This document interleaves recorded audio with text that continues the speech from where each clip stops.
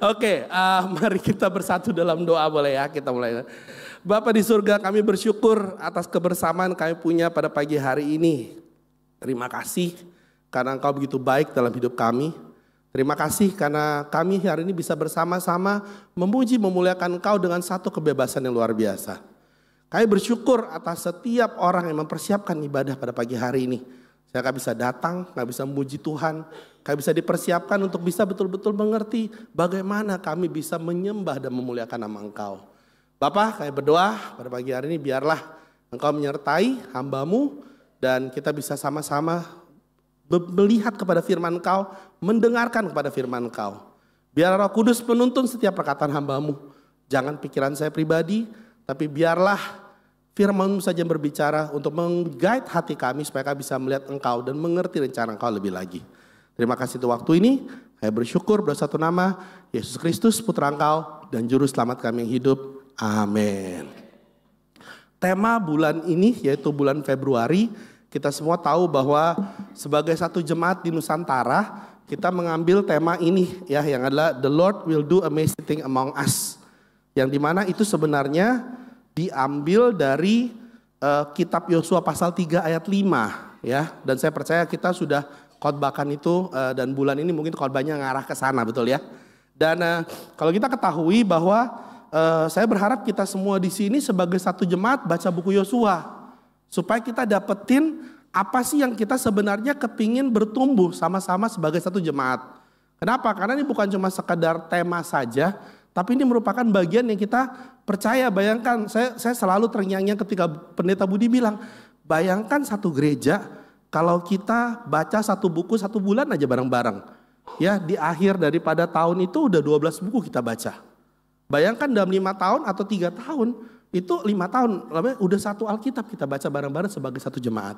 Jadi mari kita sama-sama bisa bertumbuh dalam melakukan hal itu. Nah, kalau kita lihat di sini, ketika kita mengerti hal ini, kita tahu bahwa buku Yosua itu sepertinya ada seperti pembagian seperti ini. Ya, saya nggak akan bahas di detail, tapi kalau kamu baca, kamu bisa temukan. Ini salah satu bagian yang saya ambil dari Charles Swindoll. Ya, saya suka ambil dia punya cara pembagiannya dia ya. Dan ini sangat bagus, kenapa? Supaya kita ngerti. Oh, pada waktu kita baca itu ini yang lagi difokusin. Pada waktu kita baca itu ini yang lagi kita fokusin. Nah, hari ini saya akan berkhotbah di bagian penutupnya. Ya, saya ini terkenal dengan pengkhotbah penutup. Ya, di Jakarta saya nggak tahu kenapa saya dikasihnya pas bagian nutup. Ya, dan di Tangerang juga sama, bagian nutup. Bulan depan saya ke Bekasi, bagian nutup juga. Ya, jadi kalau saya lihat ini menarik karena kita akan fokus pada pasal 22 sampai dengan 24 hari ini. Ya, kenapa? Supaya kita mendapatkan gambaran sebenarnya apa sih yang pesan daripada yang Joshua ingin tinggalkan kepada bangsa Israel di tanah Kanaan ya.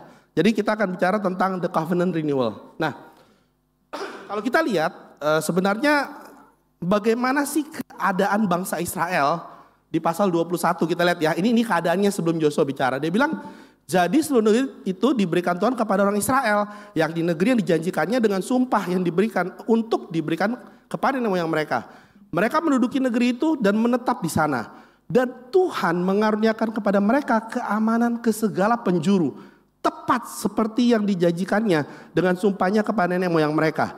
Tidak ada seorang pun dari semua musuhnya yang bertahan berdiri menghadapi mereka. Semua musuhnya diserahkan Tuhan kepada mereka. Dari segala yang baik yang dijanjikan Tuhan pada kaum Israel tidak ada yang tidak dipenuhi. Semuanya terpenuhi. Jadi kalau kita lihat di penghabisan daripada buku Yosua sebenarnya menarik. Kenapa? Karena Tuhan kasih mereka waktu damai. Ya ingat ya, begitu banyak drama yang mereka lewatin untuk sampai ke seberang sungai Yordan. Ya, masuk aja itu banyak perang sebenarnya terjadi. Jadi mereka untuk dapetin tanah perjanjian itu bukan mulus. Tapi mereka harus berjuang dan berperang. Dan pada saat ini kalau kita ketahui ini adalah momen di mana Tuhan bilang, that's it, kamu settle down. Saya menganugerahkan kamu, I grant you peace. Saya kasih semua apa yang seperti saya janjikan sama nenek moyang kamu. Jadi kalau kita lihat di sini, Tuhan sebenarnya lagi kasih waktu sama mereka untuk chill, enjoy all my blessing. Hari ini aplikasinya apa hidup kita apa? Sadar nggak kita hari ini kita lagi di momen daripada kita lagi menikmati berkat Tuhan? Betul nggak? Ya, mungkin bagi orang yang lama di sini jadi murid memahami. Ya dulu kita kalau mau kebaktian kita harus deg-degan. Dapat tempat nggak? Betul ya? Saya masih ingat kalau kita mau lakukan sesuatu, kita nanya dulu ada uangnya nggak? Ya, dulu saya masih ingat sepertinya hidup kita dalam peperangan atau darurat perang. Ingat orang-orang lama? Ya, kita hidup dalam darurat perang. Setiap hari harus siap mati untuk Kristus dan ditembak. Ya kan? Dan kita tidak tahu apa yang terjadi hari Minggu. Pokoknya kita setia aja dan berjuang aja. Tapi kalau kita lihat hari ini keadaan kita ini dalam masa damai. Betul ya? Kita ada tempat. Kita ada komunitas di mana kita dibantu. Kita ada orang yang bimbing anak kita. Kita melakukan sesuatu nggak usah khawatir tempatnya di mana. Kita melakukan sesuatu kita nggak usah mikirin lagi. Sebenarnya masa ini adalah masa yang kita perhatikan bahwa masa yang seharusnya menikmati kehidupan mereka di dalam janji Tuhan. Ada pertanyaan saya ingin mulai pada pagi hari ini, kita harus jawab pribadi. Apakah hari ini saya menikmati kehidupan rohani saya? Tanya baik-baik dalam diri kita. Apakah hari ini saya menikmati nggak kehidupan rohani saya? Karena kalau Tuhan lagi berkatin, harusnya itu momen yang paling kita nikmati. Betul? Tanya, apakah pandangan kita terhadap hidup kerohanian hari ini? Berkat atau bencana? Ini yang kita harus tanya baik-baik. Karena situasi daripada bangsa Israel pada waktu itu adalah mereka lagi at peace. Dan Tuhan yang grant peace itu buat mereka. Judul pelajaran saya hari ini adalah Living in the Blessing. Ya, saya tidak percaya teori prosperity, tapi saya percaya berkat Tuhan.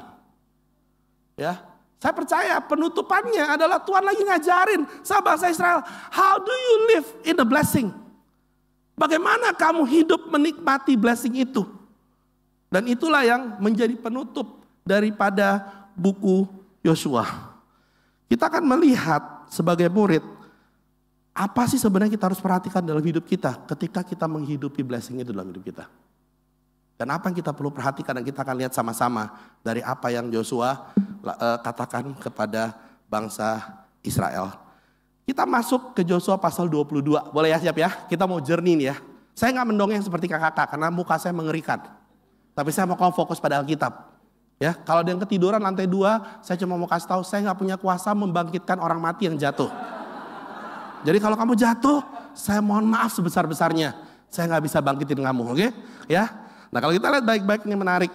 Karena kita baca ayat yang pertama, pasal 22 dia bilang, Yosua manggil orang Ruben, orang Gad dan suku Manes yang setengah itu. Dan berkata pada mereka, kamu telah memelihara segala diperintahkan padamu oleh Musa, hamba Tuhan itu. Dan telah mendengarkan perkataanku dalam segala yang kuperintahkan padamu. Kamu tidak meninggalkan saudara-saudaramu selama waktu ini sampai sekarang. Tapi kamu setia memelihara perintah Tuhan Allahmu kepadamu. Yosua ketika dia tahu semua udah settle, dia nggak lupa sama dua setengah suku. Ya kalau kamu baca awal mula buku Yosua offer sama dia, second cross. Kamu harus ikut. Sebenarnya bangsa yang dua setengah yang udah dapat di sebelah timur, mereka punya pilihan, kita nggak mau ikut. Tapi mereka ikut. Dan Yosua nggak lupa setelah disettle, dia bilang, hey, saya melihat kamu setia. Bayangkan 7 tahun lamanya mereka ikut Yosua untuk perang, memastikan semua tanah Kanaan itu diberikan. Isn't that wonderful? Dan dia bilang, kamu, you have been faithful.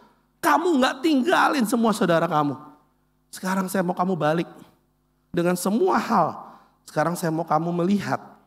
Lihat yang dikatakan, apa yang dia mau lihat. Tetapi sekarang Tuhan Allahmu telah mengaruniakan keamanan kepada saudara-saudaramu seperti yang dijanjikan pada mereka. Oleh sebab itu pulanglah ke kemahmu, ke tanah milikmu yang telah diberitakan padamu oleh Musa hambamu itu di seberang Yordan. Ya, Yosua tell them, you go home. Balik. Ya, kamu klaim itu.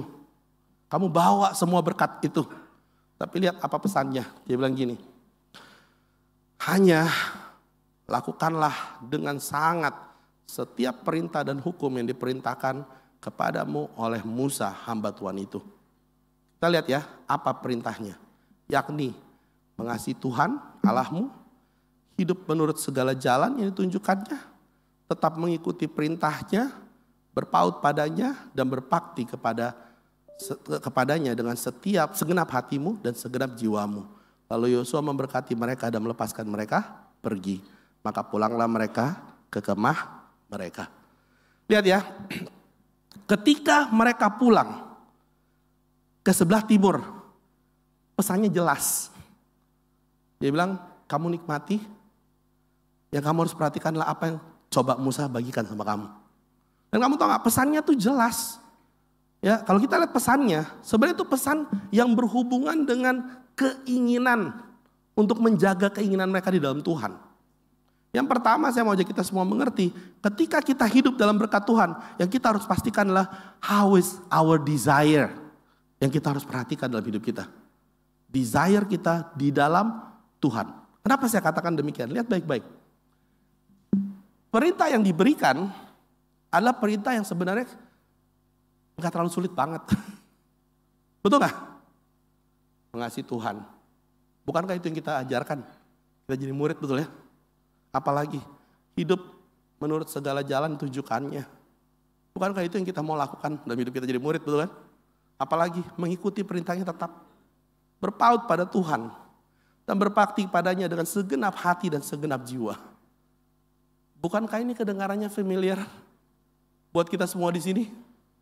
Menariknya adalah ketika Yosua bertemu, nanti kita lihat di pasal 23 ya. Dia kumpulin bangsa Israel.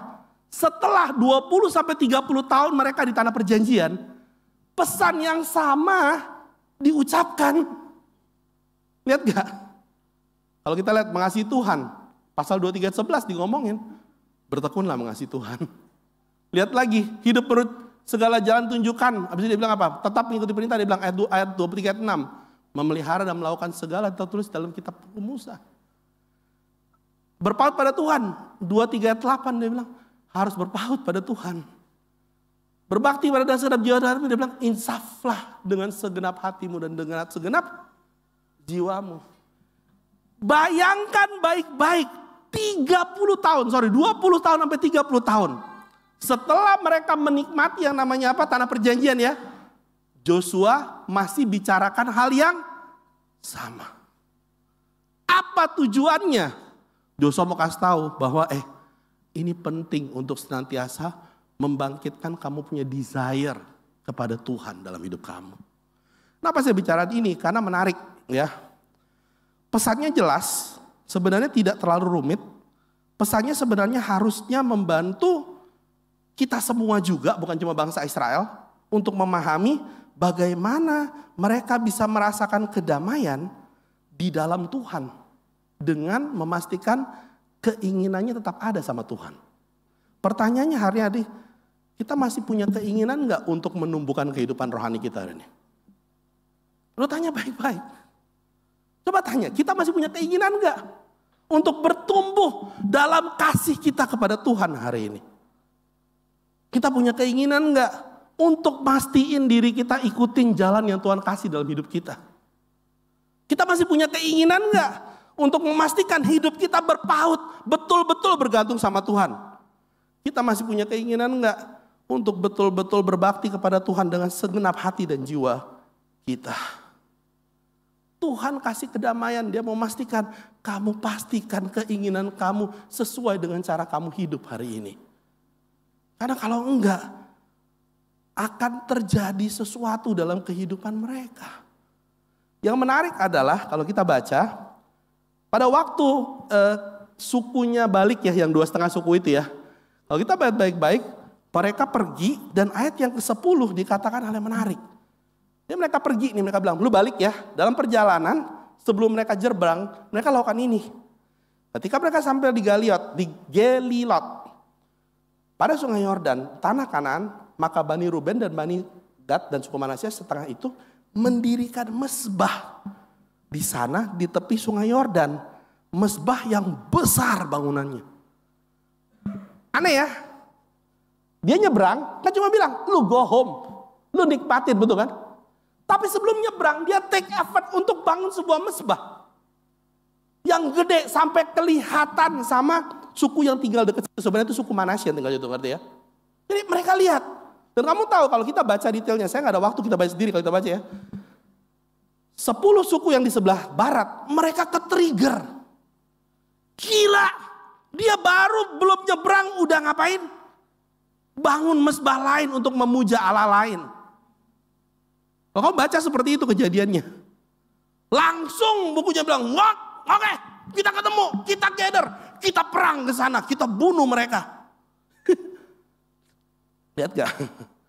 Sebuah keinginan yang dilakukan men-trigger orang lain. Ngapain nih orang bangunin itu? Jangan-jangan dia memuja Allah lain. Ya, untung yang dikirim bukan saya. Kalau dikirim buat saya pada waktu itu, bunuh mereka semua, mereka nggak ini. Untung yang dikirim Fineas, imam itu.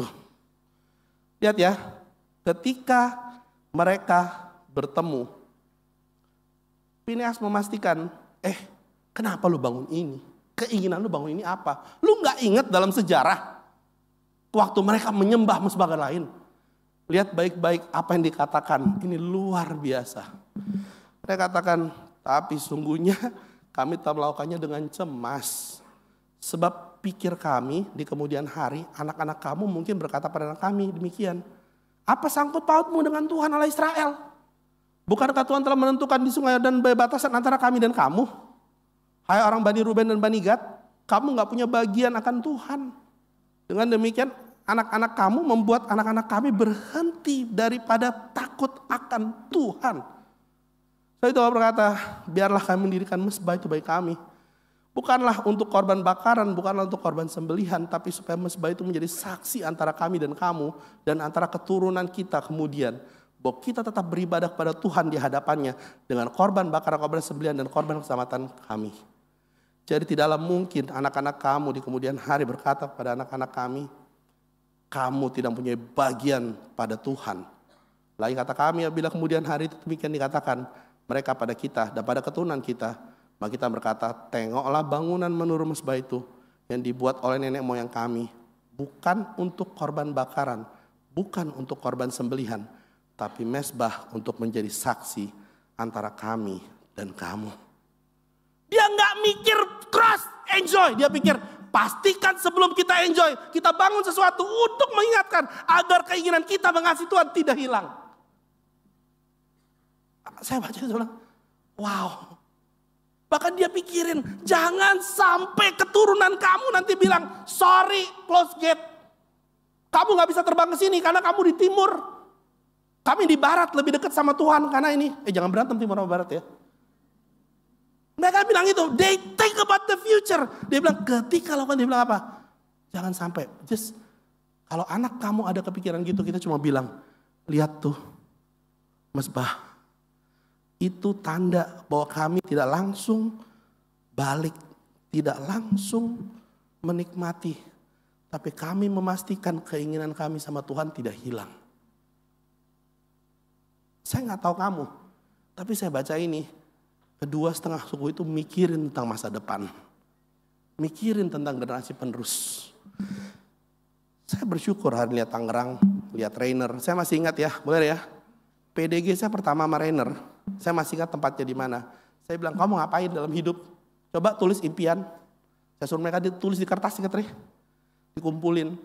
Saya buka satu-satu. Itu 3 orang gitu ya PDG. Saya buka, saya ketawa. Ini nggak salah nih. Mau jadi pelayan. Iya.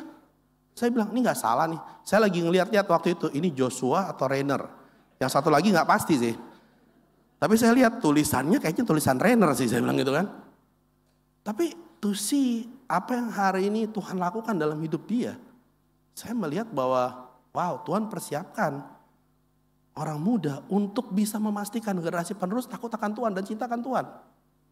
Pertanyaannya hari ini kita semua ngapain di sini? Loh, kita yang orang tua, kita mikir nggak? Bagaimana memastikan generasi penerus kita untuk tetap cinta akan Tuhan dan punya keinginan dalam Tuhan?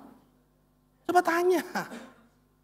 Kita mikir nggak bagaimana ya anak kita di rumah bisa ngelihat bahwa gimana mereka bisa mengasihi Tuhan. Banyak di antara kita pikir sini itu program gereja bro. Gereja yang punya tanggung jawab. Kan saya bayar perpuluhan di sini. Wow, hati-hati. Ya, yang memastikan anak kita akan cinta Tuhan, tetap pengabdi kepada Tuhan adalah kita sebagai orang tua. Ya, saya baru kembali dari Australia kemarin bukan sebagai jalan-jalan. Karena saya butuh bertobat sebagai seorang bapak untuk mengasihi anak saya sehingga anak saya mengasihi Tuhan dengan baik. Saya ambil waktu 9 hari untuk spend time dengan dia. Kenapa? Karena saya tahu itu bagian saya untuk melakukan hal itu. Kenapa saya katakan demikian? Karena kita, apa yang hari ini masing-masing kita lakukan untuk membangun generasi penerus kita akan cintakan Tuhan. Orang tua saya mau tanya, apa yang kita lakukan? Hanya baik-baik. Kita di sini yang senior. Ya, godaan kita apa? Saya sudah cukup banyak berdarah-darah bro. Saya juga suka cukup banyak berdarah-darah. Waktu saya pindah di teens, saya lagi gak oke. Dan saya mikir, mungkin tempatnya salah. Ngapain saya dipindahin ke teens? Pertama, saya udah tua. Betulan. Saya pikir ngapain, ini salah tempat.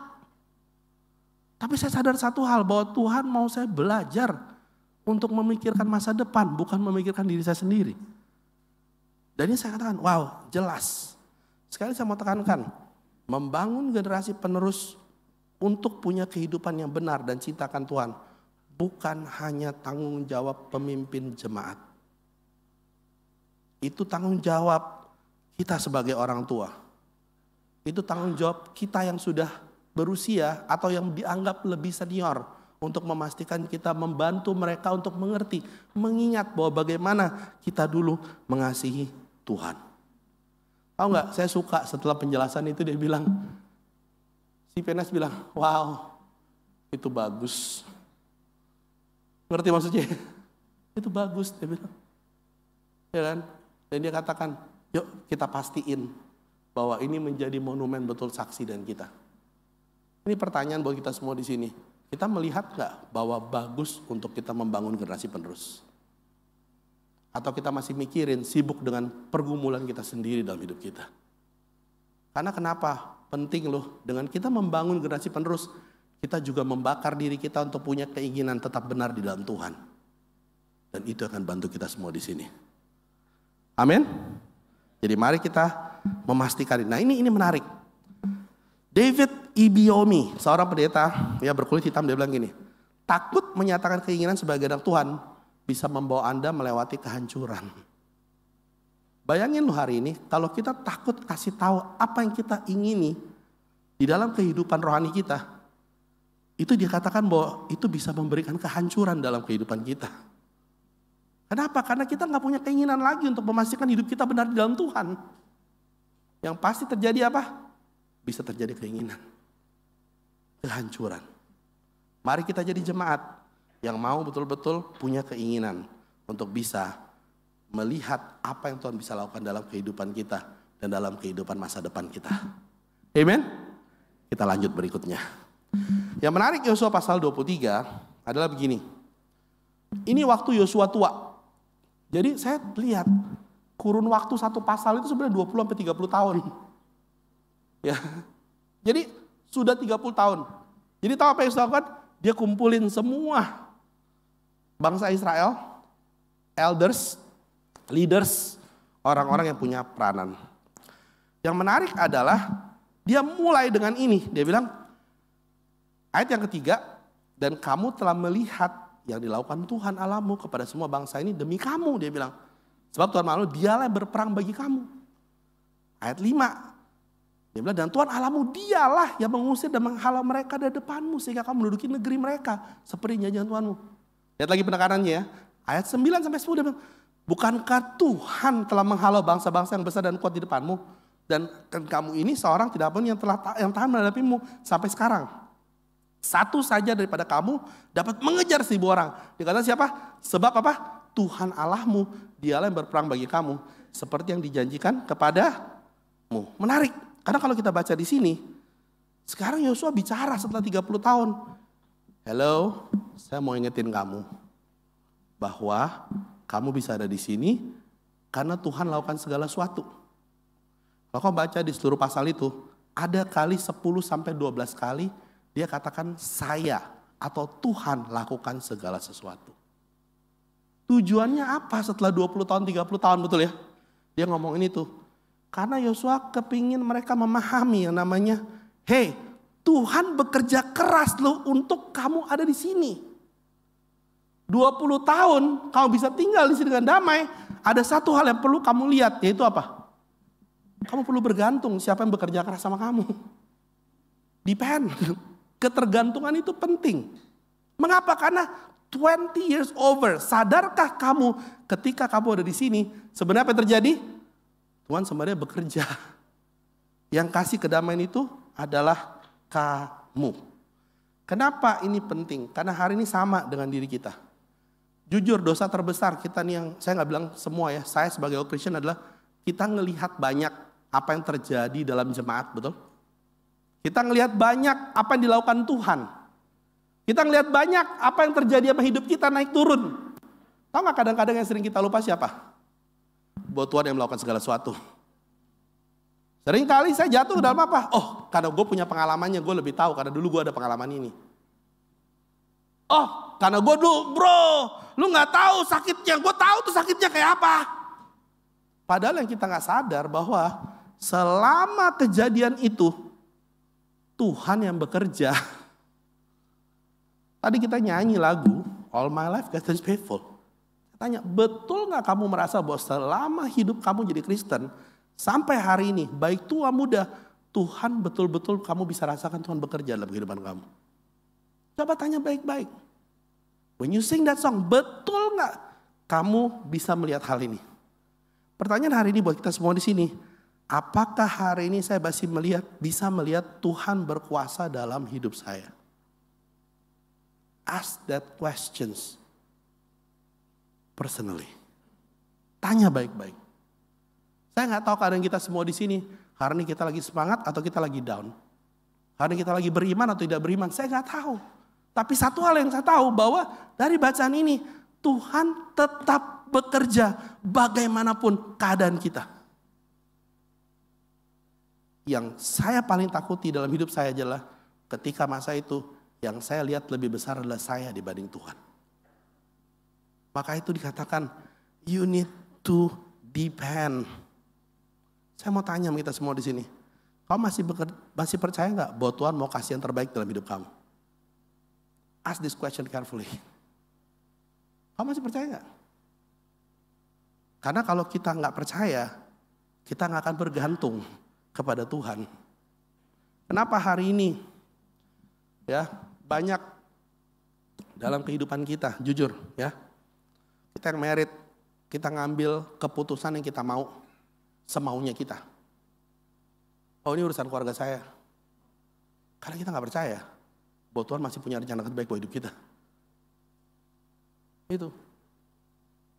Kamu tahu dosa terbesar saya sama anak saya? Saya ngeliatnya, saya bilang dia belum siap jadi murid. Loh benar. Saya lihat, dia bergumul, belum sampai imannya. That's the biggest sin. Dan saya lihat enggak.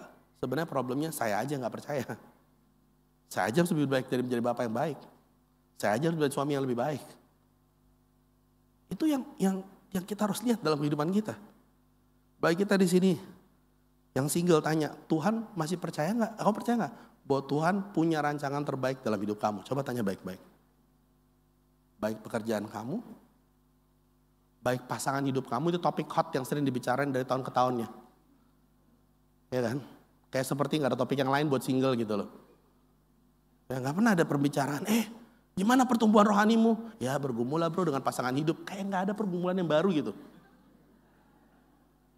Oh, jangan cari pergumulan yang baru. Maksud saya adalah, kamu percaya nggak bahwa Tuhan punya rancangan terbaik dalam kehidupan kamu? Baik dalam pasangan hidup maupun dalam kehidupan kamu. Saya tanya yang masih kuliah, kamu percaya nggak bahwa Tuhan punya rencana terbaik dalam hidup kamu? Jadi nggak usah shortcut. Jadi nggak usah mikirin, wah kalau saya kuliah berarti nggak bisa rohani. Tuhan punya rencana yang terbaik dalam hidup kamu. Bagi yang remaja, kamu percaya nggak bahwa Tuhan pilih kamu dari masa remaja itu lebih hebat daripada semua om-om tante-tante di sini, termasuk saya. Karena waktu kita remaja kita nggak bisa seperti kamu. Problemnya tanggung jawab kita untuk memastikan bahwa kita percaya bahwa Tuhan memilih kita masih muda untuk kita bisa lakukan sesuatu buat Tuhan. Problemnya adalah kita percaya nggak hal itu? Saya mau katakan semua di sini bahwa ketika kita jadi murid, yang kita harus pastikanlah ketergantungan kita sama Tuhan. Karena kebanyakan kejadian terjadi karena kita nggak bergantung sama Tuhan. Kalau kita lihat, ini menarik. Karena Yosua mengingatkan lagi, dikatakan demikian, ayat 15-16. Tapi seperti yang telah datang atas kamu, segala yang baik, dia bilang. Yang telah dijanjikan oleh Allahmu, demikian Tuhan akan mendatangkan kamu segala yang tidak baik. Sampai ia telah musnahkan kamu dari tanah yang baik ini. Yang diberikan kepadamu oleh Tuhan Allahmu. Apabila kamu melangkahi perjanjian yang telah diperintahkan padamu oleh Tuhan Allahmu. Dan pergi beribadah pada Allah lain. Dan sujud penyembah kepada mereka. Maka murka Tuhan akan bangkit kepadamu. Sehingga kamu segera binasa dari negeri yang baik yang telah diberikannya kepadamu. Tahu gak apa yang Yosua kasih tahu? Hey, it's been 20 to 30 years. All has been good. Tapi saya mau warning kamu. Jangan kamu pikir tidak akan ada hal yang buruk terjadi sama kamu. Kalau kamu melangkahi, dia bilang siapa? Kita melangkahi. Tidak bergantung pada Tuhan. Apa yang dia katakan? Jangan kamu kira Tuhan tidak akan mendatangkan hal yang buruk. Bahkan kalau kamu menyembah Allah lain, apa yang tadi dia bilang? Kamu akan dihancurkan dari tanah yang indah itu. Sebenarnya siapa sih yang ngerusak rencana indahnya Tuhan? Siapa? Nah itu, pembimbing saya bro. Nah, ini kan, teman saya bro. Tuhan bilang enggak.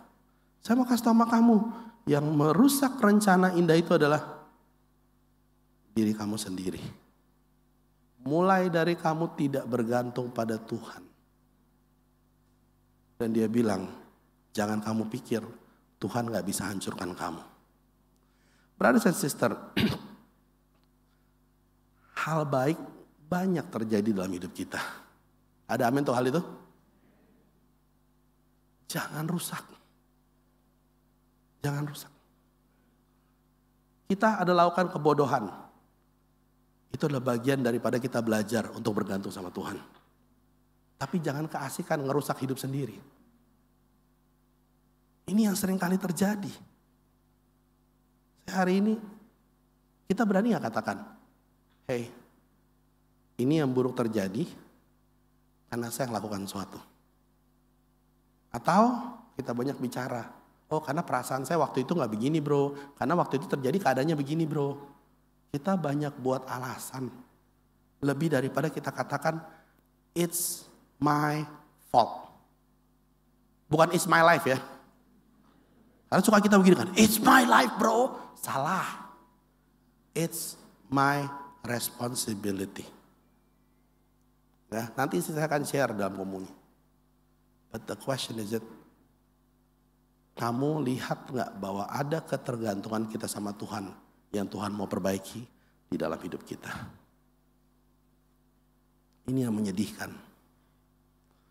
Hari ini kamu lihat kuasa Tuhan terjadi dalam hidup kamu, yang baik atau yang buruk. Lo tanya baik-baik, hari ini kamu ngelihat kuasa Tuhan terjadi sama kamu, hal yang baik atau hal yang buruk. Karena banyak orang hari ini berpikir, kalau yang buruk dari iblis, tunggu dulu. Kalau yang buruk karena perbuatan kita, itu dari kita. Dan itu dikatakan di sana, jangan suka nyalain iblis. Iblis gak ngapa-ngapain, dia cuma nunggu kamu lakukan yang salah aja. Yang sering kali kita ambil tanggung jawab kita, brother sister. Karena Tuhan mau kita menikmati itu. Saya suka dikatakan ini. Dikatakan, hey, maka sekarang sebentar lagi menempuh jalan segala fana. Dia bilang dia akan pergi. Dia bilang kamu insaf dong segenap hati dan segenap jiwa kamu. Bro sis, let us repent. Mari kita kembalikan hati kita sama Tuhan untuk bergantung sama Dia. Khotbah dia bilang gini, C.S. Lewis bilang ini, mengandalkan Tuhan harus dimulai dari awal lagi setiap hari seolah-olah belum pernah dilakukan. Saya baca ini saya bingung pertama. Tapi saya lihat benar juga ya. Kalau saya mau bergantung Tuhan, setiap hari dalam hidup kita, seperti waktu saya bangun, saya pikir, saya nggak pernah lihat. Karena kalau saya pernah lihat, kecenderungannya apa? Saya mau mengatakan bahwa itu diri saya kan. Jadi ketergantungan saya sama siapa? Diri sendiri, bukan Tuhan. Jadi kalau setiap pagi kita mau bergantung sama Tuhan, kita lihat, wow Tuhan, apalagi nih yang saya mau kau bergantung sama kamu? Ini adalah yang baru lagi apa nih? Jadi nggak berdasarkan kita punya pengalaman atau pandangan kita aja. And this is true. Saya bilang, wow, kalau saya mau belajar bergantung sama Tuhan, yang saya harus pastikan, setiap hari saya lihat seperti satu awal yang baru. Ada amin? Mari kita berdoa supaya setiap hari kita bisa bergantung dengan Tuhan dan melihat hal yang baru terjadi dalam hidup kita. Amen? Kita lanjut dengan poin terakhir. Ada semangat? Saya semangat mau terakhir. Nah, kamu ketawa berarti kamu semangat juga ya. Kalau kita lihat di Yohanes 24. Ini momen di mana Yosua akan mati. Ya, dikatakan ini perpisahan dia, kata-kata perpisahan. Sekali saya katakan ini mungkin momennya dari waktu dia ngomong sekitar 5 tahun. Nah, apa yang terjadi ini menarik. Karena dia berbicara ini 3-5, kalau kita lihat baik-baik, dia memulai dengan membicarakan sejarah. Kamu ngerti sejarah kayak? Dia ngomong, saya nih yang ambil Abraham bapak kamu. Oke, saya yang buat dia banyak keturunan lewat Ishak. Saya yang kasih Ishak Yakub. Ishak itu keturunan Yakub sama Esau. Ya, dia bilang apa? Saya yang mengutus Musa dan Harun untuk menulahi itu.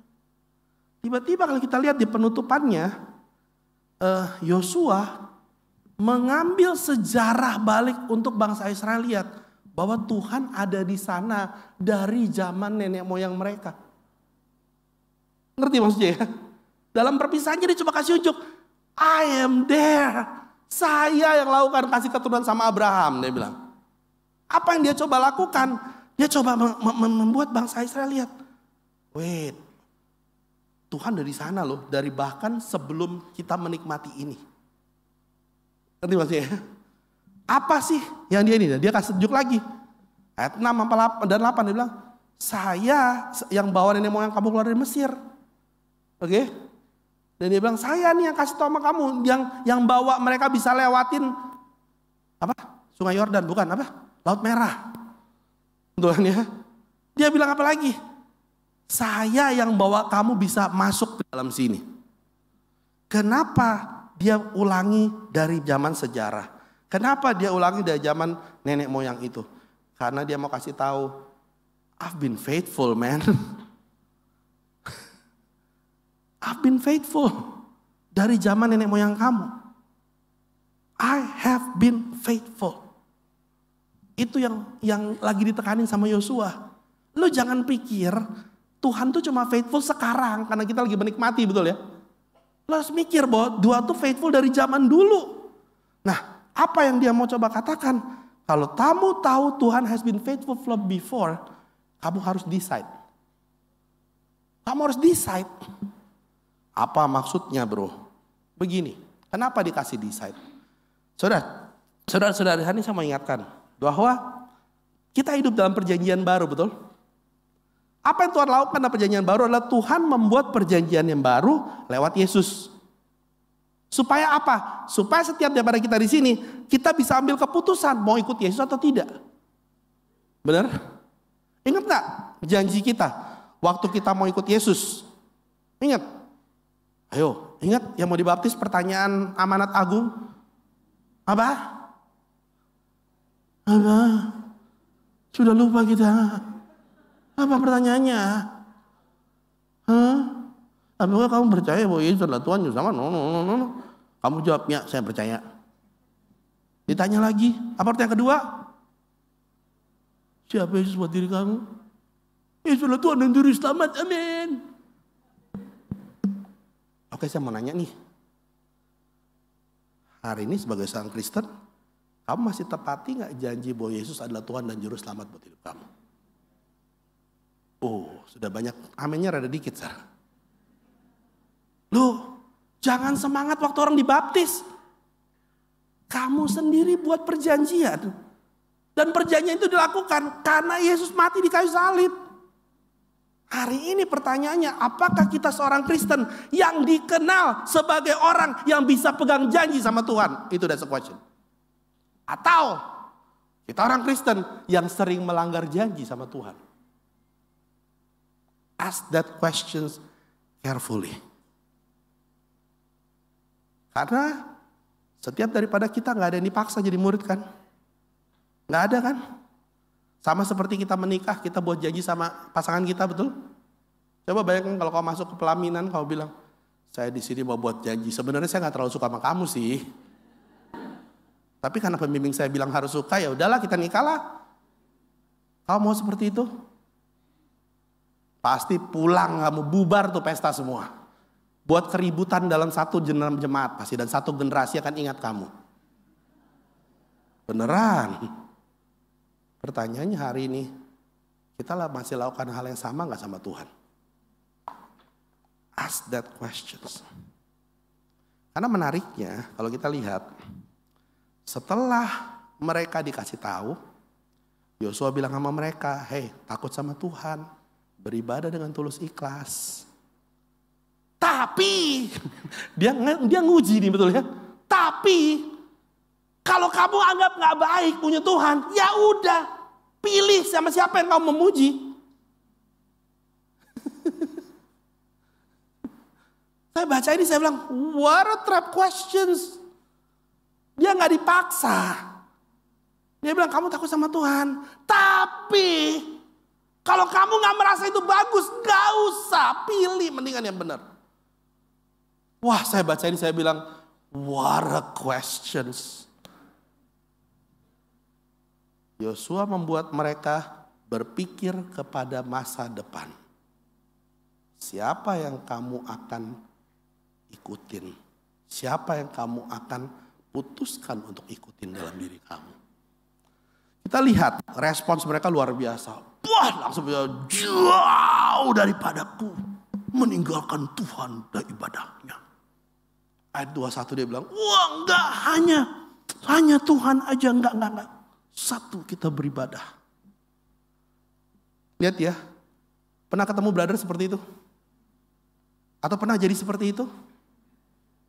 Mungkin kebanyakan, iya bro waktu dibaptis, dan sekarang gimana? Waktu dibaptis, Yesus ada segalanya bro. Pertanyaannya sekarang gimana? Lalu yang menarik adalah, setelah itu, tahu gak apa yang Yesus lakukan?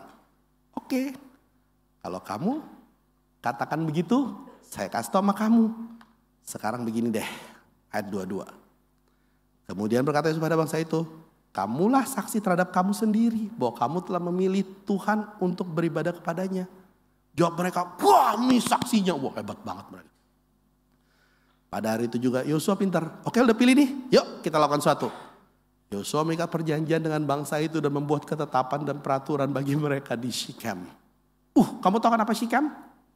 Karena itu tempat Abraham buat perjanjian sama Tuhan juga. Apalagi dikatakan, Yosua menuliskan semua itu dalam kitab hukum Allah. Lalu mengambil batu yang besar mendirikannya di sana, di bawah pohon besar. Di tempat kudus Tuhan. Kata Yesus kepada seluruh bangsa itu. Sesungguhnya batu inilah akan menjadi saksi terhadap kita. Sebab telah dengarnya segala firman Tuhan dan diucapkannya kepada kita. Sebab itu batu ini akan menjadi saksi terhadap kamu. Supaya kamu jangan menyangkal Allahmu. Sudah itu Yesus melepas pergi mereka masing-masing ke milik pusaka mereka. You know what? Yosua mau kasih tahu, hey, saya akan mati, saya nggak akan ada di sini, saya nggak akan ingatin kamu lagi mungkin, tapi saya mau kamu lakukan suatu hal, saya mau kamu lakukan buat pembaruan janji dalam hidup kamu. Pembaruan janji yang akan membuat kamu menghadapi masa depan dan mengerti kepada siapa kamu memutuskan untuk ikut. Dalam kehidupan kita hari ini, kita sadar gak bahwa Tuhan itu sangat setia dalam hidup kita? Pernah hitung gak berapa banyak dosa yang kita lakukan setelah jadi murid? Pernah hitung? Saya pernah hitung. Saya pernah melo 1 hari. Saya hitung, setelah gue jadi murid gue lakukan dosa apa aja ya? Tahu gak, ada hal yang mengagetkan saya. Kok saya pikir-pikir lebih banyak daripada daftar dosa yang dulu saya buat sebelum jadi murid. Saya baru sadar, wow. Terlepas daripada saya bergumul, Tuhan masih setia memastikan bahwa saya mengambil keputusan dengan saya bertobat. Ingat saudara-saudari jadi murid, pertobatan bukan hanya terjadi waktu kita dibaptis tuh. Pertobatan berlanjut sampai kita dipanggil Tuhan satu hari. Ini satu hal yang kita semua sadar. Sebenarnya pertobatan itu seperti kita membaharui janji kita sama Tuhan. Tuhan, gua sudah memutuskan untuk gak ikut caranya kamu. Sekarang gua mau balik dengan cara bertobat. Pertanyaannya hari ini, kita masih bertobat gak? Tanya baik-baik. Hari ini kita masih serius gak ambil pertobatan dalam kehidupan kita sehari-hari di Kristen? Coba tanya, kita bertobat waktu kita masih study atau belajar Alkitab, atau sekarang kita makin serius dalam pertobatan kita setelah kita jadi murid? Karena pertobatan adalah salah satu cara untuk kita memperbaharui janji kita. Tuhan, oke, I need to repent, I need to go back. Karena gue udah break, gue udah memutuskan untuk tidak ikutin lagi apa yang lo janjikan. Dan pertobatan adalah cara kita kembali. Hari ini mengapa kita tidak bertumbuh dalam hidup rohani kita? Karena kita berhenti bertobat. Lo benar, iya kan? Benar gak? Atau saya aja? Saya sadar, kalau saya berhenti bertumbuh secara rohani, karena saya berhenti bertobat. Bukan karena, ini susah cara jalannya, enggak. Dulu pernah kok sesusah apa aja waktu kita mau dibaptis kita lakukan.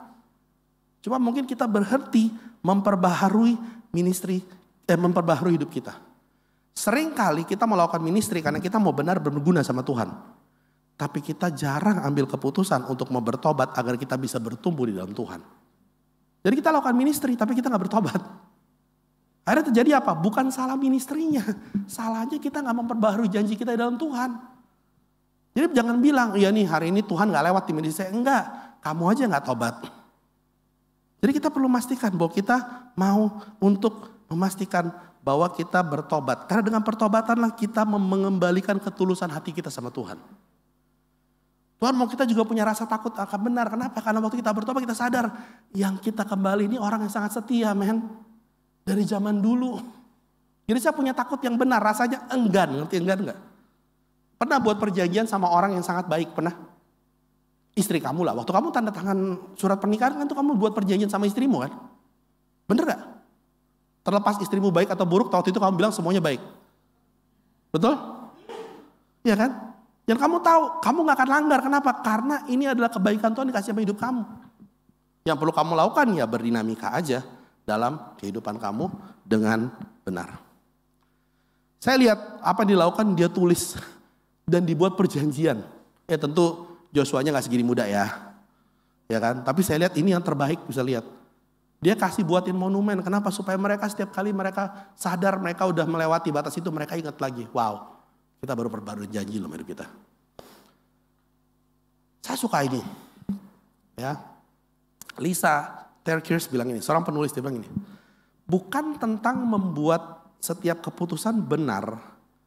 Ini tentang tetap dekat dengan Tuhan dan membiarkan dia memimpin kita melalui semuanya itu. Wow, karena saya mengambil keputusan memastikan semuanya harus benar.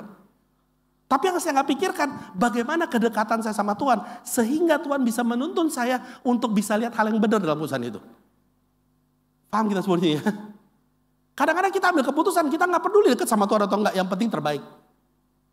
Tapi kita gak memastikan bahwa benar adanya untuk kita pastikan hal itu. Saya boleh cerita sedikit ya untuk menutup semua ini ya. Terus terang di Jakarta orang bilang, wow Jakarta teensnya awesome. Kita banyak pergumulan. Kita cuma punya 12 orang teens untuk 290 12 mentor untuk 290 teens. Wow, super teens, super mentor. Enggak, mentornya udah tua. Ya, salah satunya yang memutuskan untuk bermigrasi adalah Dani dan Leng-Leng. Dia yang paling muda kita punya. Ya, ngerti maksudnya jelas ya. Kamu tahu nggak? Saya berpikir setiap tahun, Tuhan, gimana bantu ini? Gimana bantu ini? Ya, kita mau retret tahun lalu. Saya bilang, kalau nggak ada volunteer, nggak ada mentor, habislah kita. Kenapa habis? Karena kita belajar dari tahun sebelumnya. Setelah retret, ada puluhan anak teens yang mau study Bible dan kita nggak ada tenaga. Kamu tahu saya appreciate, saya doa, saya bilang, Tuhan God, I don't know what it is. Just tunjukin aja. Tiba-tiba kita bicara, ada orang tua mau terpanggil. Ada 10 kapal, berapa kapal? 10 kapal ya saya. 10 kapal tiba-tiba bilang, kami mau jadi volunteer bro untuk retret, untuk bantu. Saya nggak tahu dari mana datangnya. Saya cuma bilang sama pelayan, please help, please help. Ini adalah orang-orang yang mengabdikan waktu retret, mereka semua ikut retret. Tahu nggak? Tuhan membuka jalan, saya lihat. Ya, ini peserta retret 200, mentornya cuma 30. Tapi saya lihat kerja Tuhan luar biasa kalau kita minta. Dari 200 itu, pada hari kita selesai retret, ada 50 anak, pertama adalah saya lihat, tahu nggak keputusan yang kita perlu ambil? Kita perlu ambil keputusan, siapa yang akan khotbah? Saya masih ingat berdoa, saya bilang, kayaknya om-om sama tante-tante gak boleh khotbah deh. Kita putuskan, bagaimana kalau alumni yang khotbah? Ya, saya thank you sudah mengirimkan Joshua Wisnu. Mana Joshua Wisnu? Dia gak mau ketemu saya, karena dia menyesal ketemu saya hari itu. Oh sore dia ya. Ya, saya lihat ini adalah mantan-mantan teens yang saya melihat mereka satu-satu bertumbuh. Ya, mereka khotbah di sana. Tahu nggak saya ngapain? Saya menikmati aja dengerin khotbah dan berfellowship. Saya seperti peserta retret. Semuanya takut sama saya ketika saya duduk sampingnya, ada apa ini, ada Om Alex nih. Betul lah. Tapi saya lihat Tuhan bekerja luar biasa. Waktu kita memutuskan teburan sama Tuhan, saya lihat ada sekitar 50 orang anak teens belajar Alkitab tambahan setelah retret itu. Ya, sampai saat ini ada 34 yang udah belajar sampai salib. Tolong doakan bahwa ini adalah generasi penerus yang Tuhan bisa kasih untuk ikut Tuhan. Amin. Saya lihat gak ada yang lebih luar biasa. Ketika kita memutuskan caranya Tuhan, Tuhan melakukan yang terbaik dalam hidup kita. Tahun lalu Tuhan berkati kita dengan 21 orang menjadi murid dan dibaptis. Nah bukan angka. Terus terang saya juga gak tahu gimana itu terjadi. Tapi saya cuma tahu, saya ngelihat ada banyak keluarga yang anak-anak semua jadi murid. Lihat ada banyak, bahkan gini, yang mengejutkan saya apa? Saya dulu kenal kakeknya. Saya pernah bimbing kakeknya dulu. Sekarang cucunya jadi murid. Betapa tualah saya, sesuai dengan urat rambut ya, betul ya.